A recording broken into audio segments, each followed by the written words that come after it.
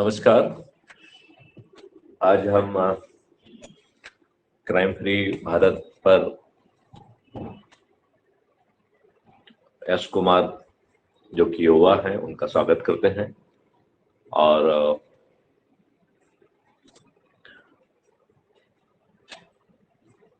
हम कैसे वर्तमान परिस्थितियों में हालातों को बदलेंगे, स्पेशली उदयपुर की इंसिडेंट्स की यदि हम बात करें तो यश कुमार, चूंकि आप राजस्थान में हैं, तो आपका उस घटना के बारे में क्या सोचना है?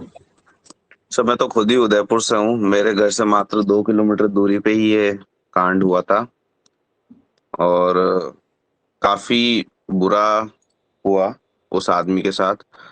और मेरा तो सबसे यही अपील है कि काफी लंबे समय से आप हम सबको जागरूक करना चाह रहे हैं भारत विरोधी ताकत की तरफ।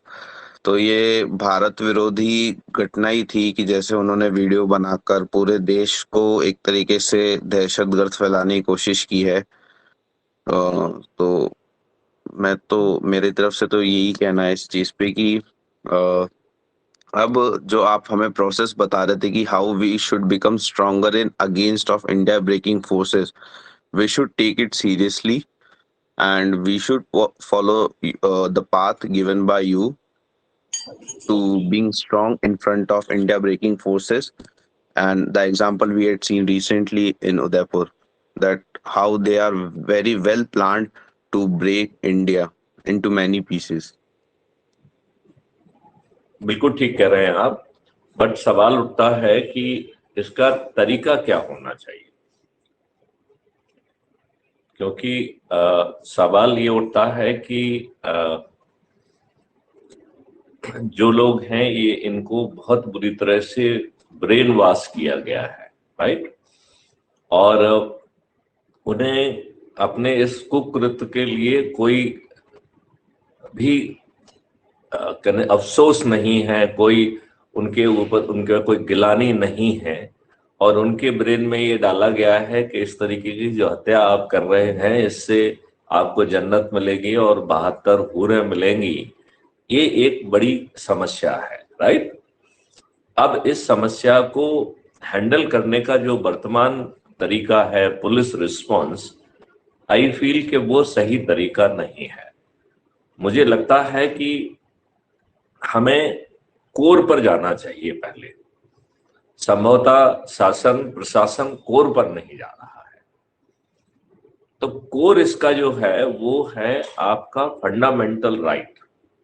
आर्टिकल 25 आपको ये मूल अधिकार देता है, ये आपको फंडामेंटल राइट देता है कि आप अपने विश्वास के आधार पर, अपनी समझ के हिसाब से, फेथ और कॉन्सेंस के आधार पर जिस धर्म को चाहें उस धर्म को अपना सकते हैं, उसका प्रचार कर सकते हैं, राइट? अब यदि मान लो मैं किसी धर्म को मान रहा हूं और यश कुमार आके जो है ना मेरे उस पर छुरा रखते हैं और कहते हैं कि मेरी बात मानो, मेरा धर्म मानो, नहीं तो तुम काफिर हो और मैं आपकी हत्या कर दूंगा, आपका गला सर कलम कर दूंगा, आपका गला कलम कर दूंगा, और हमें बदले में जन्नत मिलेगी, हूरें मिलेंगी। तो क्या ये हमारे फंडामेंटल राइट पर जो का हनन नहीं है? इस मूल बिंदु पे जवाब जरूर अपन को पहले सोचना होगा। आपके विवेक के हिसाब से क्या ये आपके इस फंडामेंटल राइट का कि आप जो धर्म चाहें उस धर्म को मान सकते हैं, और ये किसी को भी हक नहीं है कि आपको वो उस धर्म से मानने से विचलित करे, या आपको धमकी दे, या आपकी हत्या करे, या टारगेटेड हत्या करे? क्या ये पूर्णतया बहुत गलत नहीं है? डेफिनेटली गलत है सर, इसके अंदर कोई डाउट नहीं है। बट सर, जैसे अगर हमारे राइट का हनन यहाँ पे हो रहा है तो उसकी सुरक्षा करना पुलिस का काम है। तो उन पुलिस के लिए आपके लिए क्या संदेश है? अगर आपने भी इस मैटर को डीपली देखा होगा तो आपने देखा होगा इनिशियल स्टेजेस में police can save that man if they can act नहीं, प्रॉपर्ली। मेरा तो सोचना है कि हम पहले फंडामेंटल पे जा ही नहीं रहे हैं, तो हमें पहले फंडामेंटल पे जाना चाहिए। तो पहला फंडामेंटल ये है कि हमारा फंडामेंटल राइट है, that right should be protected. वर्तमान हालातों में लोगों ने जानबूझ के तुष्टीकरण के तहत उस फंडामेंटल राइट को इन्वोक करने के लिए, उस फंडामेंटल राइट को जमीन पर उतारने के लिए जो लीगल फ्रेमवर्क तैयार करना चाहिए था वो तैयार नहीं किया है। और ऐसे तथ्यों को हवा दी जा रही है। तुष्टीकरण के तहत मदरसों को जो है वो दिया जा रहा है, मुल्ला मौलानाओं को मंथली जो है पे दी जा रही है। इस तरीके के दुष्कृत्य किए जा रहे हैं जो इस तरीके की चीजों को हवा दे रहे हैं, जबकि ग्राउंड पर जो है सबसे पहले हमें एक वैधानिक फ्रेमवर्क लाना चाहिए, फिर हमें दो तरीके के रिस्पॉन्स लाना चाहिए। One is police response, and I feel police response से ज्यादा जो जरूरी चीज है वो पब्लिक का रिस्पॉन्स है। और वो मैं आपको एक्सप्लेन करूंगा कि पब्लिक का रिस्पॉन्स क्यों जरूरी है। हालांकि जब तक मैं उसको एक्सप्लेन नहीं करता हूं तब तक मुझे पक्का मालूम है कि आपको लगेगा कि सामने इतने निकृष्ट लोग हैं, वो छुरा लेके छुरा घूप रहे हैं, तो पब्लिक कैसे डिफेंड करेगी। लेकिन मैं आपको जो है बिल्कुल संतुष्ट करते हुए इस बात को एक्सप्लेन करूंगा कि it is the public which will be playing a larger and bigger role, and it's the role of the public which will be really mitigating this problem, rather it will be eliminating this problem। और ये बहुत ही वैधानिक ढंग से जो है ना करने का तरीका है। जो आज जिस तरीके का लाल टीका लगा के जो ग्राउंड पर जो है ना फितूरबाजी हो रही है, एक तरह से ड्रामा है, और पॉलिटिकल पार्टी भी इसे इनकरेज कर रही है क्योंकि उन्हें इसका लाभ मिल रहा है। तो अब मैं आपको पहले एक्सप्लेन करता हूं कि लीगल फ्रेमवर्क हमें पहले बनाना चाहिए, फिर हमें दूसरा रिस्पॉन्स फ्रेमवर्क बनाना चाहिए। तो मैं आपको एक्सप्लेन करता हूं कि वो लीगल फ्रेमवर्क क्या होगा। तो लीगल फ्रेमवर्क ये है कि जो कोई भी इस फंडामेंटल राइट के विरुद्ध एक माहौल पैदा करता है, बात पैदा करता है, जिससे कि हमारा ये फंडामेंटल राइट प्रभावित होता है कि जिस धर्म को हमारा कॉन्सेंस और फेथ कह रहा है मैं उसका पालन कर सकूं और उसका प्रचार भी कर सकूं, और हमारे इस फंडामेंटल राइट में कोई भी व्यक्ति जो है बाधक नहीं बनना चाहिए। तो इसके लिए हमें एक छोटा सा कुछ सेक्शन का, 4-5 सेक्शन का ही कानून बनाना चाहिए। बहुत लंबा चौड़ा कानून बनाने की बिल्कुल जरूरत नहीं है। हम हर छोटी समस्या के लिए छोटे छोटे कानून बनाए, बड़े कानून बनाने की जरूरत नहीं है। 4 सेक्शन के, 6 सेक्शन के, 8 सेक्शन के, 8 सेक्शन से बड़ा कानून नहीं होना चाहिए। तो अब आपने इस फिनोमेना को, जो कि किसी को उसका धर्म, उसके फेथ और कॉन्सेंस के आधार पर मानने के लिए जो है हिंसा दे रहा है, वो जो है उसकी हत्या कर रहा है, टारगेटेड किलिंग कर रहा है, और ऐसी चीजों को जो है वो पब्लिकली वायरल कर रहा है, उसके चेहरे पे कोई खौफ नहीं है, उसके चेहरे पे कोई अफसोस नहीं है। इसके लिए हमें एक 6 से 8 सेक्शन का छोटा सा एक्ट क्रिएट करना चाहिए, और उस एक्ट के तहत हमें इसे संज्ञेय अपराध बनाना चाहिए, नॉन अवेलेबल करना चाहिए, और 15 से 20 साल की सजा का प्रावधान उसमें करना चाहिए। और हमें जो है प्रॉपर्टी को राजसात करने का प्रावधान करना चाहिए। दिस इज वन ऑफेंस जो डायरेक्टली कर रहा है। उस व्यक्ति को जिसने ये किया है उसको इस परिस्थिति में पहुंचाने के लिए बैकग्राउंड पर जो लोग भी उसको इनकरेज किए हैं, जिन्होंने उसका ब्रेन वॉश किया है, उसको भी एक सब्सटेंटिव ऑफेंस बनाया जाए जो कि संज्ञेय होगा, अवेलेबल होगा, उसमें भी 10 से 15 साल की सजा रखी जाए, और उसकी भी संपत्ति राजसात करने की व्यवस्था होना चाहिए। तो बेसिकली इसमें 2 ही प्लेयर हैं।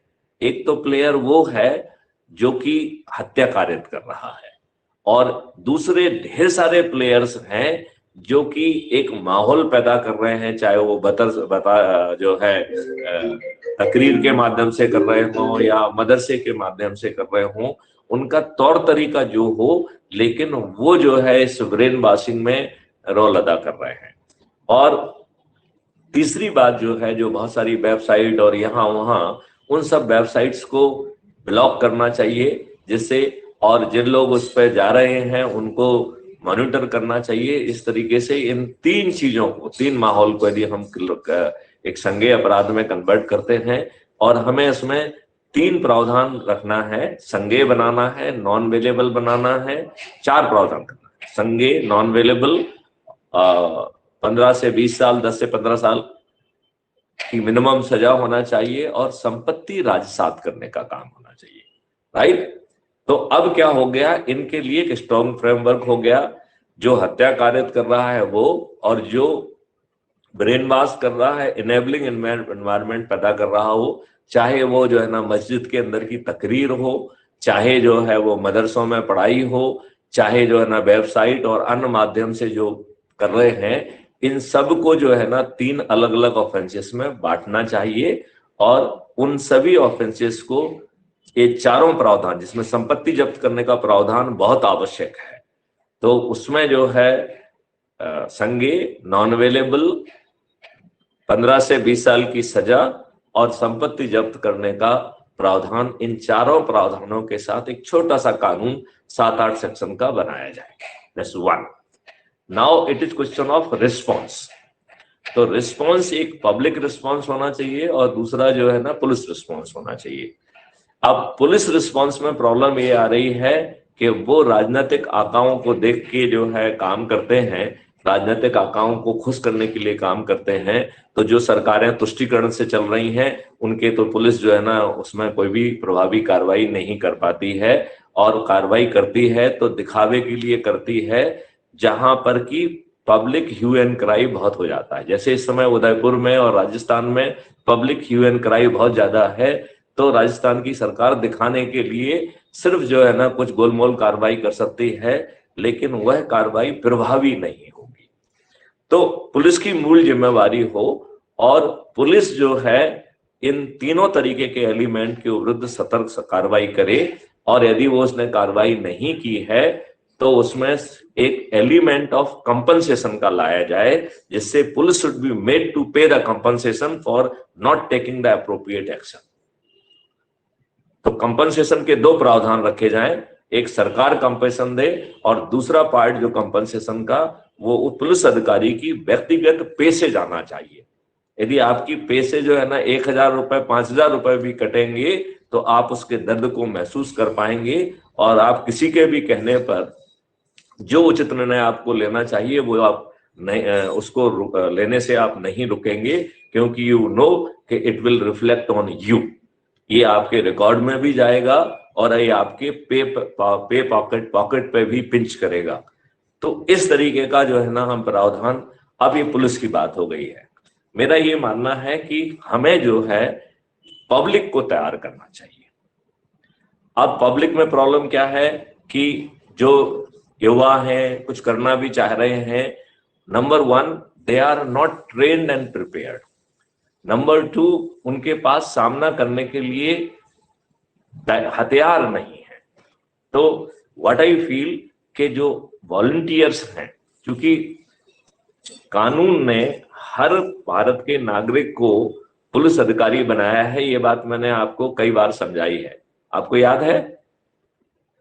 जी सर, हमारे पास एक ऐसी धारा होती है जिसके अंतर्गत हम हमारे सराउंडिंग्स में किसी भी तरह का अगर क्राइम हो रहा हो तो उसको पुलिस को बताना हमारी जिम्मेदारी होती है। सेक्शन 39 है जो आप जो कह रहे हैं, जो आपके ऊपर ये जिम्मेवारी कास्ट करता है। फिर सेक्शन 43 है जो आपको, आपके आंखों के सामने कोई अपराध हो रहा है तो, या कोई प्रोक्लेम्ड ऑफेंडर है तो, उन दोनों लोगों को अरेस्ट करने का अधिकार जो है जनता के आम नागरिक को है, and that too in presence of the police officer also. तो वो अरेस्ट करके यदि पुलिस ऑफिसर अवेलेबल है तो वो उसको वहां पर जो है ना सौंपे, और पुलिस उसे री अरेस्ट करे। और यदि कोई पुलिस ऑफिसर नहीं है तो उसे आप नियरेस्ट थाने ले जा सकते हैं, और थाने में भी उसे री अरेस्ट किया जाएगा, राइट। अब एक section right to private defence is available to every citizen, जो क्या कह रहा है कि यदि कोई आपकी मौत कारित करने का कोशिश करता है, आप किसी दूसरे की मौत कारित करने की कोशिश करता है, आपकी संपत्ति को नष्ट करने की कोशिश करता है और नुकसान करने की कोशिश करता है और दूसरे की संपत्ति को नुकसान करने की कोशिश करता है, तो सेक्शन 100 के तहत ये आपको right to private defence available है, राइट। और ये राइट टू प्राइवेट डिफेंस जो है ना extend to causing voluntary death of the other person, right.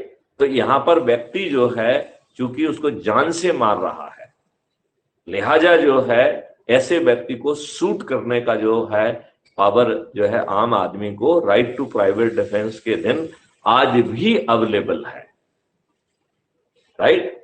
अब जो है हम ऐसे वॉलंटियर्स को एक नाम देने के लिए हम उनको एक आइडेंटिटी दे दें। जैसे मान लो हम उसको कहें स्पेशल पुलिस ऑफिसर कह सकते हैं, क्राइम फ्री भारत वॉलंटियर कह सकते हैं, राइट।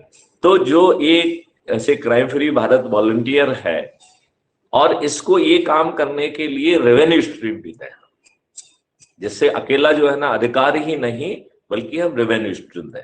तो हम जो है आम पब्लिक के लिए नंबर 1 या तो हम उसे स्पेशल पुलिस ऑफिसर घोषित करें या हम उसे क्राइम फ्री भारत वॉलंटियर घोषित करें।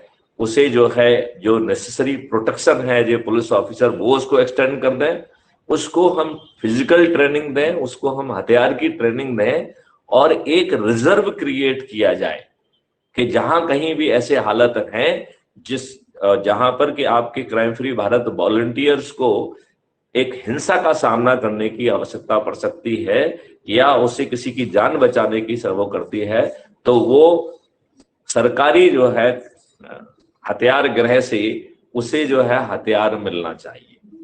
तो अब उसको जो है ना नंबर 1 हमने as a police officer nominate कर दिया और उसको जो है ना क्राइम फ्री भारत वॉलंटियर के बतौर उसको नॉमिनेट कर दिया और हमने उसको पुलिस के प्रोटेक्शन को एक्सटेंड कर दिया, नंबर 1। नंबर 2 हमने उसको ट्रेनिंग दे दी। नंबर 3 हमने उसको हथियार दे दिया, राइट। नंबर 4 जो है वो आज उसको वो पावर अरेस्ट करने का भी है और यदि हालात खराब हैं तो he can even cause to kill him also, right.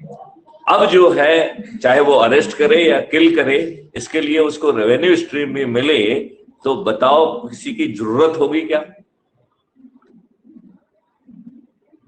नहीं होगी, किसी की जरूरत नहीं होगी। और दूसरी बात है, जैसे मान लो इन्होंने किया तो ये किन मदरसे से जुड़े हुए हैं, इनके पीछे कौन से मस्जिद और मौलवी रहे हैं, यदि वो सब अभी जेल चले जाएंगे तो जो अभी जो है ओबीसी जैसे और बहुत सारे लोग जो बहुत तरीके की अनाप शनाप बातें करते हैं, जो कि जो है ना किसी के भी गर्दन पर जो है इनाम घोषित कर देते हैं कि हम 2 करोड़ का इनाम देंगे, 50 लाख का इनाम देंगे, साले जेब में जो है ना 5 कौड़ी नहीं होंगी, लेकिन वो घोषणा कर देंगे कि हम आपको जो है ना 5 करोड़ का इनाम देंगे, 50 लाख का इनाम देंगे, इसका सर कलम कर दो। ये संज्ञेय अपराध है और इसे जो है हीनस ऑफेंस जैसा मैं कह रहा हूं वैसा बनाया जाए, इनकी संपत्ति जब्त करना चालू कर देंगे तो इन सबको अकल आ जाएगी। और जहां से ये सब चीजें क्रिएट हो रही हैं, चाहे वो मंदिर मस्जिद हो, विशेष तौर पर मस्जिद है जहां पर की जो है जनरली तकरीरों के माध्यम से, जनरली नमाज के माध्यम पे जो जुम्मे की नमाज होती है उसके बाद जिस तरीके की भाषणबाजी होती है, तो वो कंपल्सरली वीडियो और ऑडियो रिकॉर्डेड होना चाहिए और उसके पीछे एक आर्टिफिशियल इंटेलिजेंस लगा देना चाहिए जो इसकी रिपोर्ट करेगी और पास में जो वॉलंटियर्स जिसको ट्रेंड किया गया है उसको भी इंफॉर्मेशन देगी और वो इसको अरेस्ट करेगा।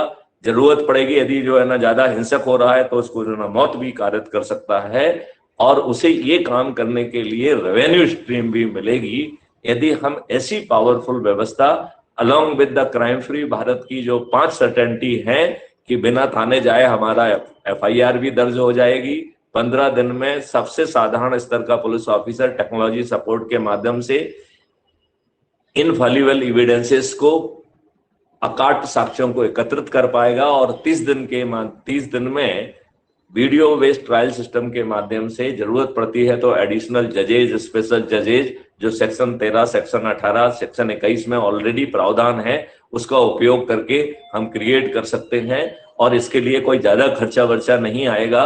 जो जितना काम करेगा उसको रेवेन्यू स्ट्रीम मिलेगी, यही रहेगा। उसको ना ऑफिस चाहिए, ना कोई सपोर्ट सिस्टम चाहिए, वो जो है अपने घर से ही जो है ना ट्रायल कर सकता है, और किसी को भी जो है कोर्ट नहीं जाना होगा। और हम आइडेंटिटी से लेके, डर से लेके, हर चीजों को जो आज नहीं हो पा रही है, आज तो जो है जब आप कोर्ट को में अटेंड करने जाते हैं, आते जाते सबसे ज्यादा अपराध हो रहे हैं, तो वो सब चीजें भी नहीं हो पाएंगी। अकाट जो है ट्रायल हो सकेगा। हमें ऐसा जो है एक सिस्टम लाना होगा, तभी ये संभव होगा। और एक चीज हम बार बार दोहराते हैं, हम यहाँ फिर से दोहराते हैं कि आप जो है अभी स्वतंत्र नहीं हुए हैं, आप एक वोट देने वाले गुलाम हैं। जिसको आप वोट देके चुन रहे हैं वो आपको रिप्रेजेंट नहीं कर रहा है, वो पॉलिटिकल पार्टी को रिप्रेजेंट कर रहा है। पार्लियामेंट में वह पार्टी की भिप से, पॉलिटिकल भिप से बना हुआ है, और वो पार्लियामेंट के बाहर पार्टी डिसिप्लिन से बना हुआ है। और पार्टी डिसिप्लिन में भी पार्टियां जो है अपने सही लोगों को प्रोटेक्ट नहीं कर रही हैं। जैसे नूपुर शर्मा के केस में, जब नूपुर शर्मा ने कोई भी बात गलत नहीं कही थी, उनके हदीस में सब बातें लिखी हुई हैं, तो नूपुर शर्मा को उसके लिए कैसे अकाउंटेबल बना के आप जो है सस्पेंड कर सकते हैं, उसको जो है ना प्राइमरी मेंबरशिप से हटा सकते हैं।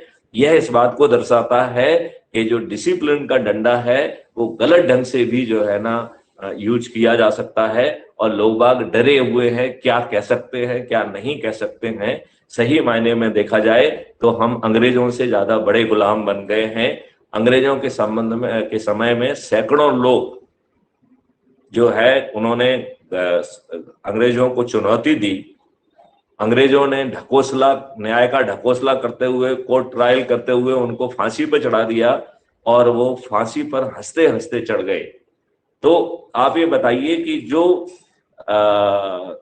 जान पर खेलकर इतना बड़ा जो है ना काम कर पाते थे, आज जबकि आप जो है ना कुछ तो स्वतंत्र हैं, राइट, चाहे आप वोट देने वाले गुलाम ही क्यों ना हो, आज आपका मुंह ज्यादा सिला हुआ है, आपके मुंह से आवाज नहीं निकल रही है। कभी सरकार के कारण नहीं निकल रही है, कभी इस टारगेटिंग किलिंग के कारण नहीं निकल रही है, कई बार जो है इन दुष्टों के कारण नहीं निकल रही है।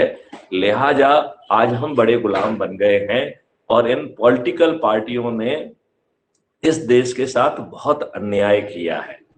ये पॉलिटिकल पार्टियां जो है गलत व्यक्तियों को टिकट दे रही हैं, पैसे लेके टिकट ले देती हैं, जो ज्यादा पैसा देता है उसको टिकट दे देती हैं, अपने ही बड़े नेता के बच्चों को टिकट दे रही हैं।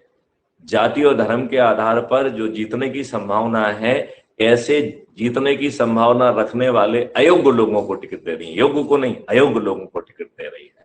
चौथा, जो दूसरी पार्टियां हैं जिनके लोग अपने लाभ के लिए इनसे जुड़ना चाहते हैं, उन्हें मंच पे बिठाती हैं, फूल मालाएं पहनाती हैं, टिकट भी देती हैं, और कई बार मंत्री पद भी देती हैं और पैसे भी देती हैं। तो ऐसे लोगों को टिकट बांट रही हैं, और अब जो है बड़ी संख्या में अपराधियों को टिकट बांट रही हैं। तो ये जो लोग हैं, ये आपके नंबर 1, उनका अपनी सोच, आचरण और शिक्षा के हिसाब से वो हमारे रिप्रेजेंटेटिव नहीं हो सकते हैं, लेकिन इन राजनीतिक पार्टियों ने उनको टिकट देके हमारे ऊपर थोप दिया है। और फिर जो है इन्होंने ऐसा आवंडर मचाया है, ऐसा साइकोलॉजिकल गेम किया है, जिसके आधार पर कई बार ऐसा लगता है कि ये जो है बहुत लोकप्रिय हैं, जबकि हकीकत ये नहीं होती है। ये जो है अवेयरनेस के नाम पर शासकीय पैसे से देके जो है ना लोगों को बुलाते हैं मीटिंग्स में, उनको लंच, ब्रेकफास्ट, डिनर देते हैं। जो लोग आते हैं वो वहाँ के वोटर भी नहीं होते हैं, और एक साइकोलॉजिकल इंप्रेशन क्रिएट किया जाता है कि वो लोकप्रिय हैं। यह मूर्ख बनाकर जो है फ्रीबी के आधार पर दारू की लत लगाकर, दारू बांटकर, पैसे बांटकर, यह केन प्रकारेण जो है अपने आप को जिताते हैं। सही मायने में यह जीत के हकदार नहीं है। अब समय आ गया है कि हम इसमें ये बदलाव लाएं, और ये बदलाव ऐसे ही संभव है। तो यदि आप हमने जो बातें दी हैं इनसे आप सहमत हैं, तो आप जो है ना अपने कमेंट बॉक्स में जरूर कमेंट लिखिए। आप crime free Bharat YouTube channel को सब्सक्राइब करिए, आप 30 मिनट ऐप को डाउनलोड करिए और हमसे जुड़िए।